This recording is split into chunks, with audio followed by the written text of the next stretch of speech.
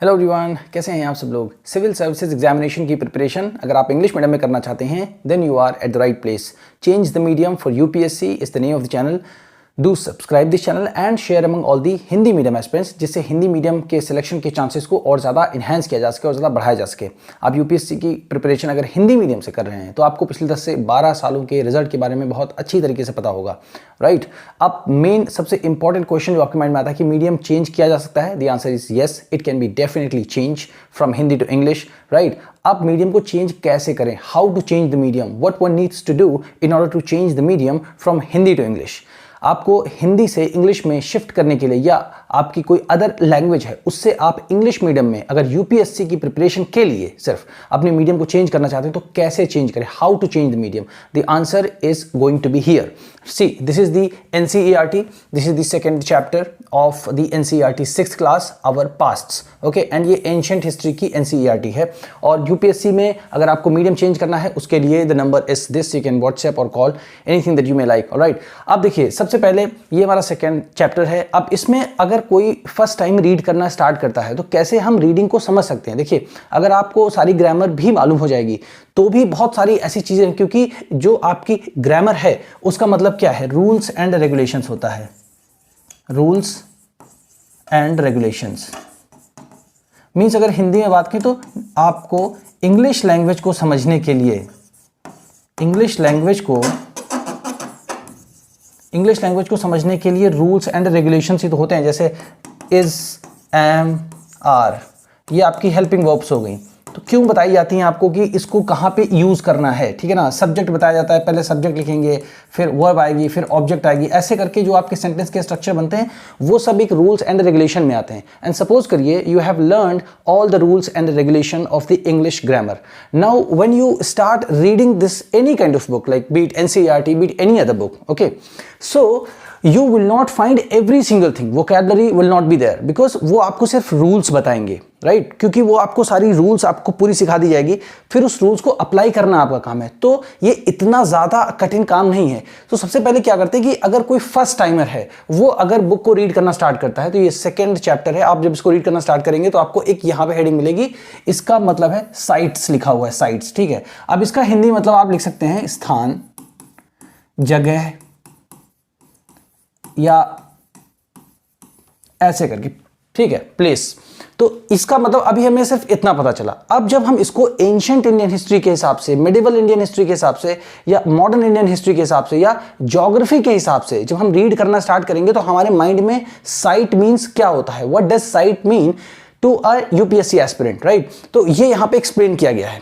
सो इसको जब आप समझ लेंगे तो यही वर्ड्स बार बार आपको रिपीट होंगे, तो आपको याद करने की जरूरत नहीं पड़ेगी और आपको एग्जैक्टली पता होगा कि यहां पर इस पर्टिकुलर वर्ड का यूज कैसे होता है। तो चलिए इसको स्टार्ट करें। सपोज करिए आप फर्स्ट टाइम रीड कर रहे हैं किसी बुक को, तो आपकी समझ में ये नहीं आएगा कि जैसे यहां पे लिखा है साइट्स, अब कोई भी जो स्टूडेंट होगा उसको लगेगा ये तो हेडिंग है, ठीक है। फिर उसके बाद यहां से लिखना स्टार्ट हो गया, are places where the remains of things, tools, pots, buildings etcetera were found. अब आप सोचोगे यहां से सेंटेंस तो आर से स्टार्ट हो गया, नहीं। जब आप रीड करोगे ना तो ये चीजें आपको पता चलेंगी, राइट। तो यहां पे इससे जोड़ करके ही इसको पढ़ेंगे। तो चाहे साइट्स यहां पे लिखा हो या आप साइट्स को यहां पे लिख दें। साइट्स मींस स्थल भी बोल सकते हैं आप इसको, हिंदी के जितने भी वर्ड्स हैं बट सब कुछ बोल सकते हैं आप इसको, ठीक है। अब इसको रीड करिए आप, साइट्स आर प्लेसेस। देखिए प्लेसेस भी बताया था मैंने यहां पे, ठीक है। तो sites are places, where means हो जाएगा यहां पे जहां, sites are places where the remains of things. अब रिमेन्स ऑफ थिंग्स जो वर्ड है ना वो बार बार एंशिएंट हिस्ट्री, मिडिवल हिस्ट्री में यूज होता है। तो जब आप देखेंगे रिमेन्स ऑफ थिंग्स का मतलब क्या है, बची हुई चीजें, बची हुई चीजें। तो ऐसे आपको वोकैबुलरी बनानी है, ऐसे वर्ड मीनिंग आपको प्रिपेयर करने हैं। जब आप ऐसे वर्ड मीनिंग्स को बनाएंगे ना तो आपकी अंडरस्टैंडिंग बहुत ज्यादा इनहेंस होगी। आप सीसैट में चीजों को समझ बहुत अच्छे से पाएंगे, जो रीडिंग कॉम्प्रिहेंशन आता है। तो उसकी प्रिपरेशन आप अभी से शुरू करिए जिससे कि आप इजीली सीसैट एग्जामिनेशन को क्रैक कर पाएं, ऑलराइट। तो यहां पे क्या है, sites are places where the remains of things tools, अब रिमेन्स ऑफ थिंग्स लिखा है तो थिंग्स मतलब तो कुछ होंगी ना, चीजें, जैसे यहाँ पे लिखा है ना चीजें। अब उन चीजों में क्या क्या आता है, टूल्स, टूल्स मतलब औजार होते हैं, है ना। और पॉट्स मीन्स जो हमारे बर्तन होते हैं। फिर उसके बाद जो बिल्डिंग्स है, जैसे आपकी इंडस वैली सिविलाइजेशन। अब देखिए जो अगला चैप्टर आने वाला है वो सिंधु घाटी की सभ्यता के बारे में है। तो यहीं से जो राइटर है वो ऐसे बुक को लिखते हैं कि एक चीज से दूसरी चीज लिंक होती जाए, राइट। तो बिल्डिंग्स के जो रिमेन, जैसे मान लीजिए कोई बहुत बड़ी बिल्डिंग है, ठीक है, अब उसको 1000-2000 साल हो गए, तो कुछ उसका क्या बचा, रिमेन्स बचा हुआ, मींस आधी बिल्डिंग गिर गई है, आधी बची हुई है, तो उसको क्या बोलते हैं, रिमेन्स ऑफ द बिल्डिंग, है ना। तो उस बिल्डिंग की जो बची हुई चीजें हैं उनको हम बोलेंगे रिमेन्स ऑफ द बिल्डिंग्स, है ना। तो यही चीजें हैं कि साइट्स वही जगह होती है। तो फिर यहीं पर जाएंगे आर्कियोलॉजिस्ट, फिर वो देखेंगे कि अच्छा यहाँ पे ये कौन से ज़माने की हो सकती है, फिर इसमें कार्बन डेटिंग करेंगे जिससे पता चलेगा कितने साल पुरानी है, कौन सी सभ्यता उस वक्त रही होगी, है ना। और कौन से यहाँ पे मतलब क्वाइंस मिले हैं, पॉट्स मिले हैं, टूल्स मिले हैं, क्या क्या चीज़ें मिली। तो ऐसी चीज़ों को पता करने के लिए किसी एक जगह पर जाना जरूरी है ना। तो उन्हीं जगहों को हम क्या बोलते हैं, साइट्स बोलते हैं, है ना। और उन साइट्स पर क्या बोलते हैं, रिमेन्स ऑफ थिंग्स, बची हुई चीज़ें मिलती है, किस चीज़ की, औजार होते हैं, पॉट्स होते हैं और बिल्डिंग्स होती हैं। तो जो साइट्स है मतलब स्थान जो है वो जगह है, वो ऐसी जगह हैं जहां पर ऐसी चीजें पाई जाती हैं एटसेट्रा। इसके अलावा भी कुछ चीजें पाई जाती हैं, है ना। वर फाउंड, अब जैसे ये लिखा है वर फाउंड, तो वर फाउंड मींस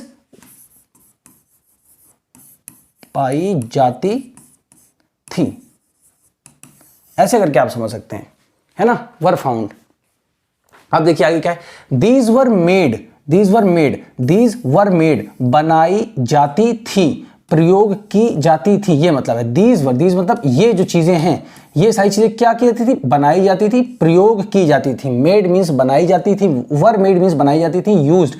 अब इसके साथ में ये भी लगा रहेगा वर यूज्ड। अब हर बार नहीं लिखेंगे वर यूज्ड, एक बार लगा देंगे। तो दीज वर मेड, यूज्ड। अब आखिरी बार क्या, and left behind by people. अब जो लोग एक सभ्यता में रहते रहे होंगे उस समय, कुछ समय के बाद उनकी डेथ होती रही होगी, तो जो सामान वो बनाते रहे होंगे वो भी छूट जाते रहे होंगे ना कहीं, फिर वो मिट्टी के ऊपर दबते रहते होंगे, फिर कई लेयर्स, फिर उसके बाद कोई और अर्बनाइजेशन होता था, कोई और बिल्डिंग्स बनती थी, अलग इवोल्यूशन होता था। तो वो चीज़ों की जब कभी खुदाई होती है तो वो चीज़ें मिलती है ना। तो उस पर्टिकुलर जगह को हम ये बोलेंगे यही साइट है, इस साइट पे, इस जगह पर हमें ये चीज़ मिली थी, है ना। बहुत ही सिंपल सी चीज़ है, अगर कोई फर्स्ट टाइम भी रीड कर रहा है तो it is 100% possible that you can change medium from Hindi to English.